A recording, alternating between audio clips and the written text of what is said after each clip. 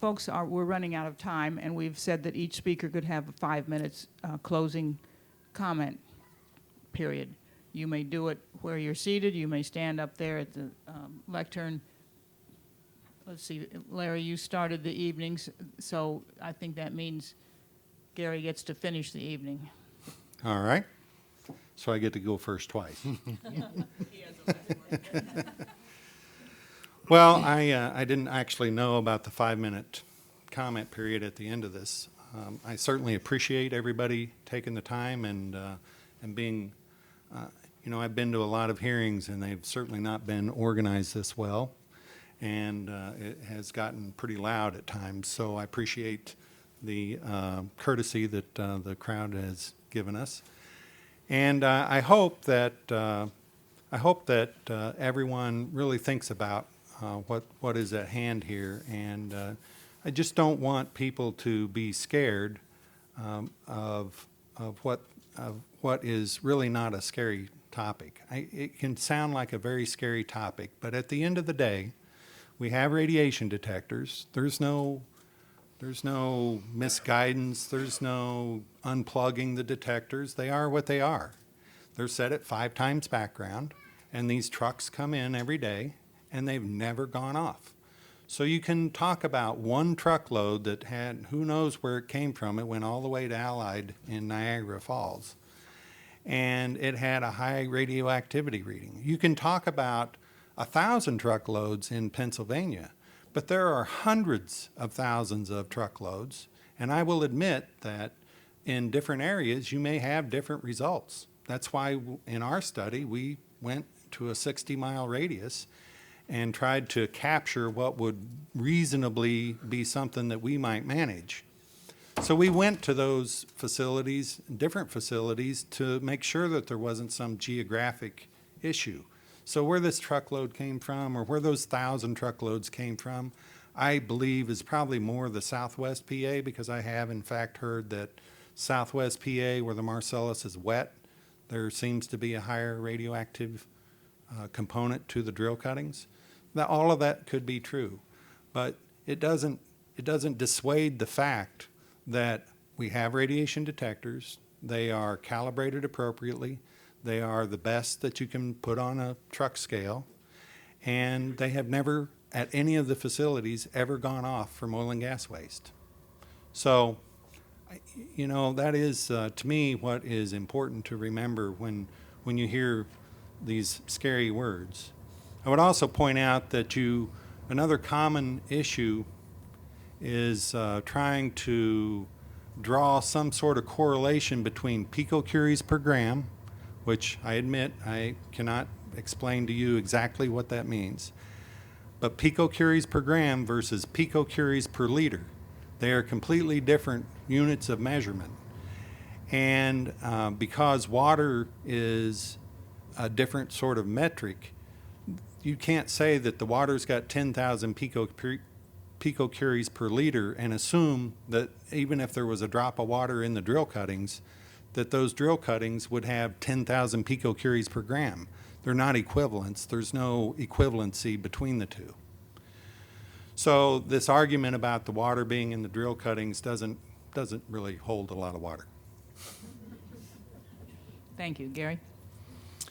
Well, my concern is that the amount of water, and I think everyone has to acknowledge, based on the data that we have, that the water is much more radioactive than the solids. But the amount of water going into the landfill with the solids has never been evaluated. And it's important for people who are getting ready to comment on the county's proposal to allow Casella to expand, that they realize that this is subject to the State Environmental Quality Review Act, which is a very broad-ranging standard. All potential significant impacts have to be addressed in the review. And what the county did as part of the seeker process is they first did a scoping document earlier in 2013 to try to define what the scope of the environmental impacts statement which is this multi-volume study that is going to be the basis for their decision, what will the scope of that be? Will it be broader or will it be narrower? In the final scoping document, the county states it will not consider issues on impacts relating to radiation, radon, or acceptance of materials from the Marcellus Shale, because those impacts were examined in a prior environmental review before the DEC. Well, that's what we've been talking about here, is the deficiency in that environmental review that was considered in 2010. The issue of whether the landfill should be allowed in the first instance to take this stuff was never accepted by the DEC, the administrative law judge who heard all these arguments, and we brought a radiation expert, a rock fracture scientist, and a health physicist to the table, all of whom submitted expert reports saying, you know, this is a bad idea. Ultimately, the judge threw his hands up and said, I'm not going to reach this issue. We're not going to have a hearing on this issue. We're not even going to consider evidence. In fact, he threw out 2 of the expert reports of the 3. And why did he do that? He said, well, in 2010, they were asking for an increase in the volume of waste they could take in without any change in the physical size of the landfill. And you're talking about the quality of the waste, the character of the waste. And you have no right to raise an issue about the character of the waste when the applicant is only asking for an increase in the volume of waste. You know, only lawyers can think this way, you know. But that's what the ruling was. And immediately, as a result of that, Casella diverted 50% of the county's waste to other landfills it operates, to the Ontario County landfill, to the Hyland landfill, so that it could have more room for drill cuttings. This is a county landfill. Landfill space is an extremely valuable commodity. And you could have a landfill, which, you know, lots of counties don't have landfills. My county, Cattaraugus County, doesn't have a landfill. We have to use Chautauqua County's landfill, and to great expense. You could have a landfill for generations if it wasn't devoted to commercial purposes. But this one has been hijacked under a lease from many, many years ago that says the county agreed to let them go to 417,000 tons a year.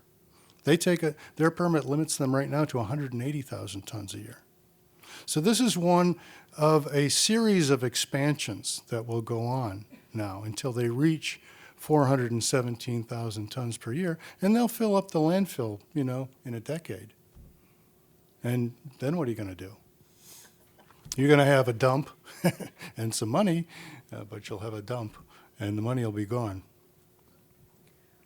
Folks, first of all, you 2 speakers, we thank you very much for coming, for spending time with us, and we thank you, the audience, for coming and for asking questions. And those of you whose questions didn't get asked tonight might be able to catch the gentleman in a minute between now and then they're walking out the door there. I want to tell you that one of these cards, which was not a question, had a comment saying, why don't we get smart like Germany, where they are closing landfills? And if you go online and Google Germany and landfills, that's another alternative to expanding them. Thank you, folks, for coming, and good night. Thank you. Thank you.